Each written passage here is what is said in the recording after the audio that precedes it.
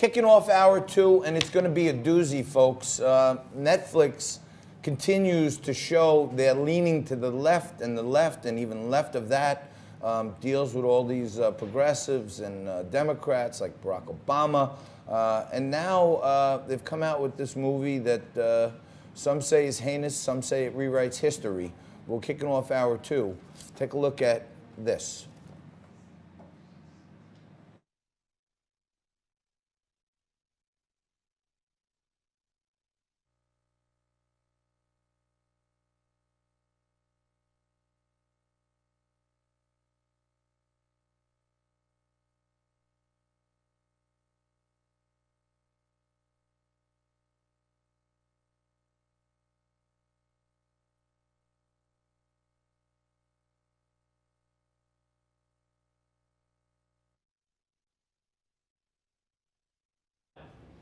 Well, that was more of Donald Trump from the New York Economic Forum, Economic Club. But joining us in studio today, we have the Consul General of Poland to talk about and refute some of the claims of this movie, The Devil Next Door. I'm sorry, I'm trying to get this right. I like to write it out phonetically. But Maciej Golubiewski joins us today, and you're in an uproar over this. This movie is saying that as a sovereign country, Poland was a active participant in the Nazi behavior. Yeah, I mean, what's most troubling, and thank you for taking me on the show. What's most troubling is not the whole movie, but there's a certain portrayal. There's a map in that show, and that map shows a contemporary Poland, and on that map there are Nazi concentration camps with swastikas. For a lot of people who don't know history, they don't realize that at that time, all this territory was Germany, and Poland, as you well know, moved around a little bit, shifted around when it comes to where it was on the map. So it sends a false signal, somewhat suggesting unintentionally or intentionally, I hope not intentionally, that there were Polish-operated Nazi camps in Poland, and this obviously caused a lot of uproar. Imagine a situation where we just had Veterans Day. Imagine if you tell a veteran who remembers the Second World War, who was, let's say, liberating Buchenwald or any of the camps, and he said, look, he would just throw his hands up in the air saying, look, I was not liberating camps from Poles or from Belgians.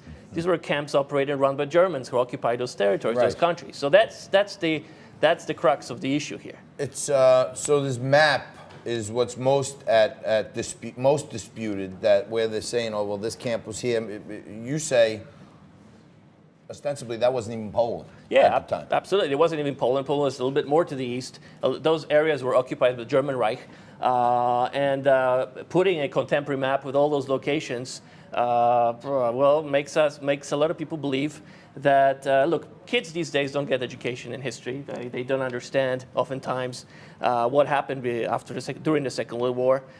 We all really would like to have all the cultural institutions and play things like Netflix, that is doing a great job in a lot of shows, to do a decent job. Can you give me an example of a good show on Netflix?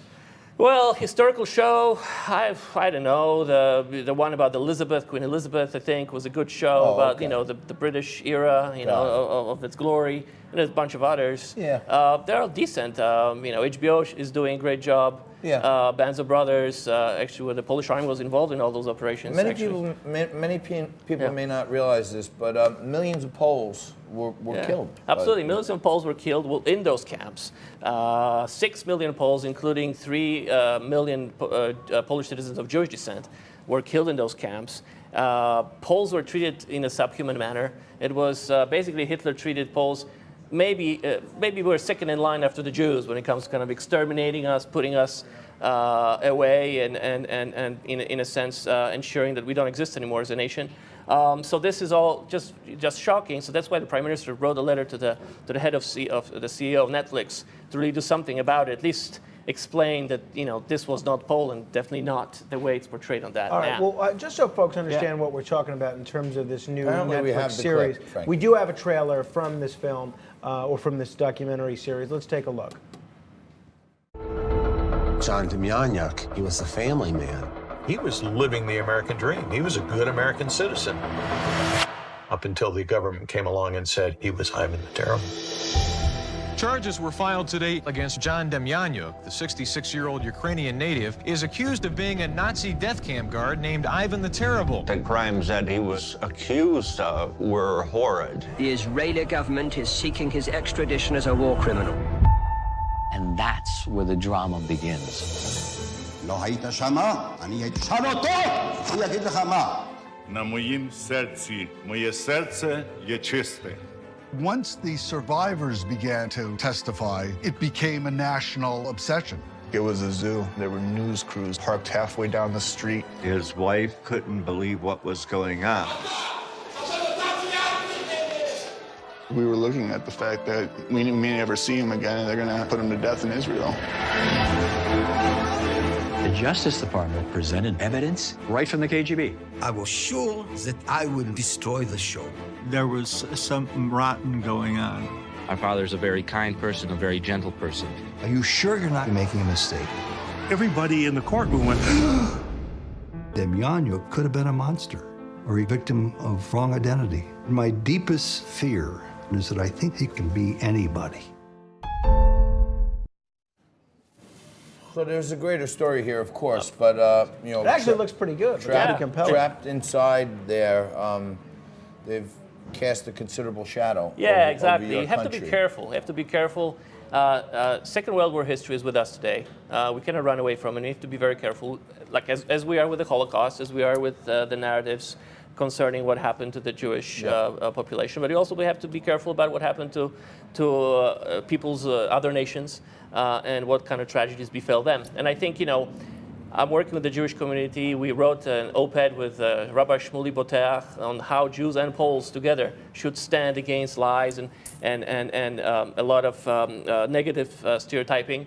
And it's just sad that people do not pay enough attention to important details. I mean, there were no Polish death camps. So, Mr. Consul General, the only issue that the Polish government and the Prime Minister has with this documentary series is this map, which has the word Poland on it. Yes, absolutely. Okay. That's it's not much. Poland, basically. Yeah, absolutely. So yes, let's do we don't quarrel with the full intention of the series. Note. This is a proposed boundary. We're not alleging the current as sovereign I said, might Poland. not be intentional, but I think it's important just to be very, very careful because that sends a bit of a signal. Yeah, that I'm sorry sends we a don't have the suggestion. photo Yeah, in this the sends a middle. suggestion that those camps were operated by a country that had its borders, that had its government, which was not the case. But on the offending map, it's Poland, and then there's swastikas showing these concentration camps within what the map shows as Poland. Isn't it helpful to the 21st century viewer, possibly, to know that that's what is now Poland? No, absolutely. I understand the purpose of it could be that, you know, to give somebody an orientation where geographically this was. The problem is that oftentimes when we talk about Nazis, they become kind of denationalized Nazis. They were actually German nationals. So sometimes, you know, with people really get bad historical education, they think that swastikas, a lot of white power movements. It could be the Poles, the Belgians, whomever, who wave white power flags and swastikas. So I think we need to be very careful. Swastika is not enough. It's a German Nazi symbol, and sometimes we forget about the German when we talk about the Nazi. Mr. Consul General, I want to change gears a little bit before you leave us. There's all this talk about, you know, of course, Donald Trump is being impeached for this conversation that he had with President Zelensky from Ukraine. And now there's this sub-conversation going on about the 2016 collusion, how some are saying, especially in the U.S. Justice Department, that the CIA and John Brennan had outsourced some of the spying on Donald Trump to Ukraine and Poland and Italy. You know of any of these conversations? Because we have the U.S. Attorney General traveling around the world, going to Italy and many foreign countries, looking into potentially co-opting other countries. Do you guys know of you participating in that? Well, I'm not privy to any of this information. All I know is that Poland and the United States has an excellent relationship with each other, especially with this administration. The Polish president, Andrzej Duda, as well as the prime minister, They met multiple times with the president. President Trump visited Poland on his first international trip, real bilateral international trip. Gave the speech in Warsaw in 2017. It was an amazing, trip, and they're friends.